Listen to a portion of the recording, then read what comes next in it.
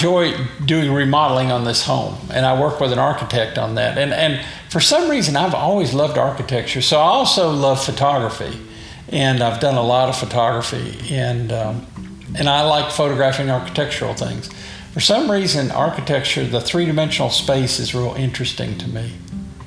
No, I've always loved it.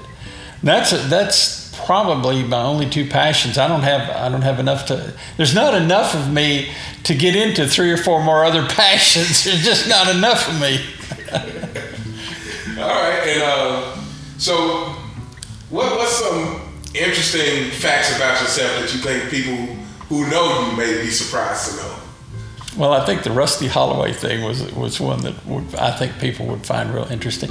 I don't think most people realize I was in the service for 4 years. I think because of who I am and my art and the way I look at things, they just don't think of me as somebody who'd been in the service before. All right. Any other interesting facts? Other interesting facts. I love basketball, always have. And I played basketball until I rolled my ankles so much I couldn't play anymore. And then I switched over to racquetball and played that for years. But my brother and I, we both played basketball together. And actually, my younger brother used to play against the Lady Vols. He was one of the practice teams until they eliminated that. You know, they weren't allowed to practice. But I love basketball, and I really love college basketball. I followed the NBA for years and years and years, but usually now I just wait till the end of, when it's playoffs, But colleges, and actually my brother and I are going next week to the SEC tournament in Nashville. We're excited about that. What are some highlights of your career as an artist?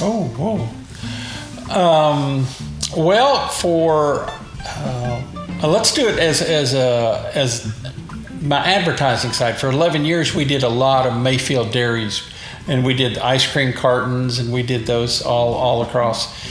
Gosh, we did Purity Dairy, we did Dean Foods, we did a lot of packaged goods for people, and a lot of the illustrations. Those are the art pieces that we did for it. Right now I'm doing a series called the Knoxville series, which is a series of posters of some of the more interesting architectural buildings here in town, Tennessee Theater being one, and the Sun Sphere, things like that.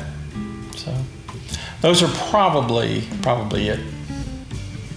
Are there any pieces of art that you can remember that when you saw them, they kind of stuck with you for life? Probably the most powerful piece that I ever saw was in St. Petersburg, Russia, okay, in what it's called the Hermitage, okay, which is similar to the Hermitage that's over in Nashville, but it's the big museum that's in. And what it was Rembrandt's The Prodigal Son. And it's a large painting. I want to say it's 12 or 14 feet high, maybe 10 or 12 feet wide. And it is so emotional that when I walked around the wall and I confronted it, I looked at it and I just started crying. It just started coming. Because the love that was emanated from that painting was so damn powerful. It was overwhelming.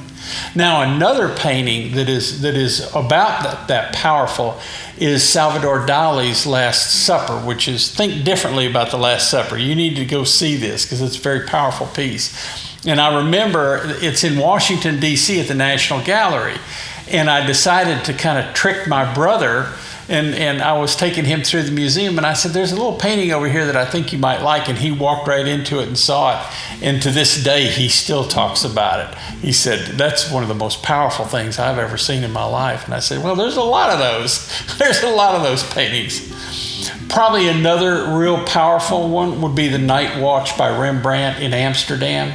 And then any of the pieces in the Van Gogh Museum in Amsterdam are just stunningly gorgeous. Yeah, I mean, really beautiful. But I mean, it's hard for me to pick out a particular. I love Kandinsky. God, I could look at Kandinsky paintings all day long. They're just beautiful. All right, and what have you learned in the process of developing as an artist that has also helped you in development in life in general?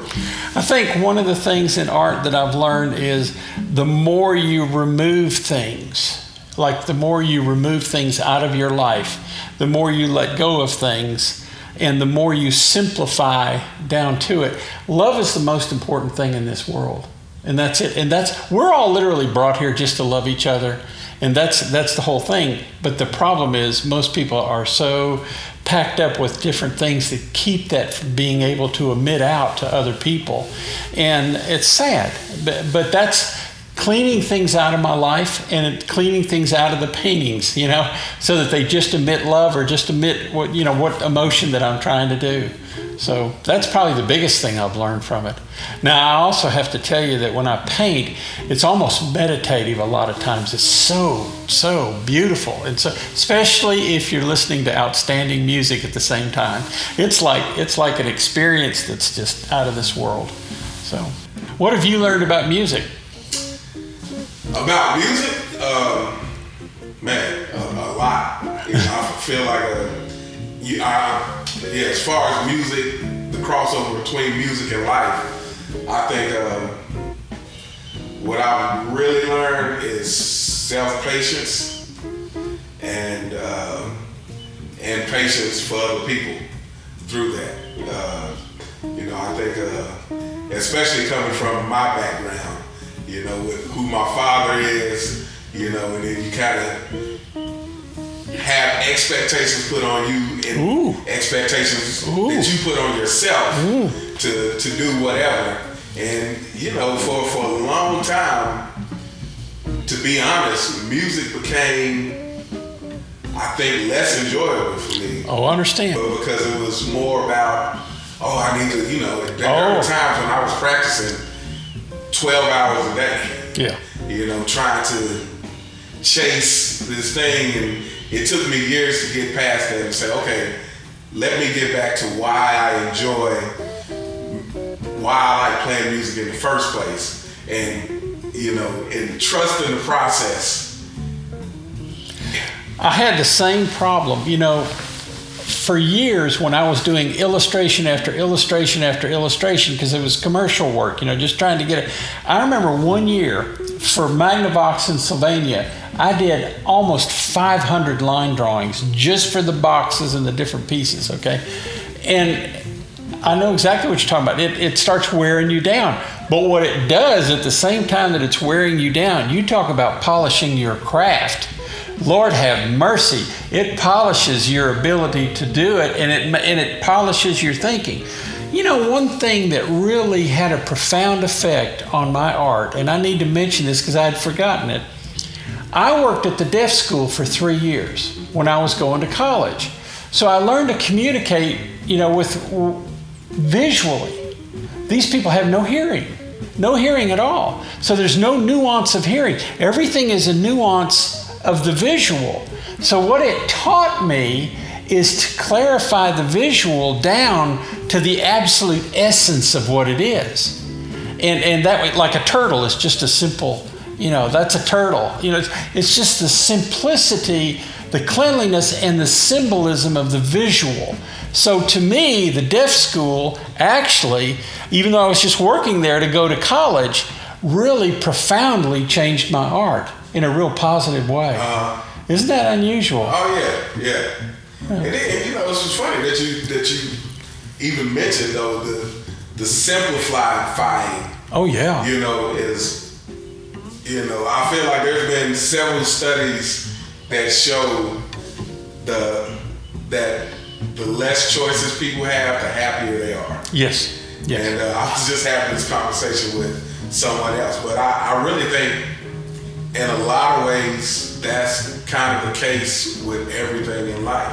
I feel like, music, I won't speak on art because I'm not an artist, but I would imagine in some semblance it's the same way. I feel like a lot of times the most powerful songs are the simplest ones, where the message is just clear, and the music is simple enough that the average person can understand what's going on. And those are the songs that we constantly listen to, decade after decade, and stand the test of time. But yeah, so Steve Jobs was asked a question one time, and he said, what are you most proud of? And Steve said, the number of things that I've said no to. And he said, the more things that you say no to brings you closer to the things that are important, and it keeps you focused on the right things. And it's like, wow, who would have ever thought of being proud of the things that you said no to? Yet that no is what simplifies things down. Indeed. Indeed.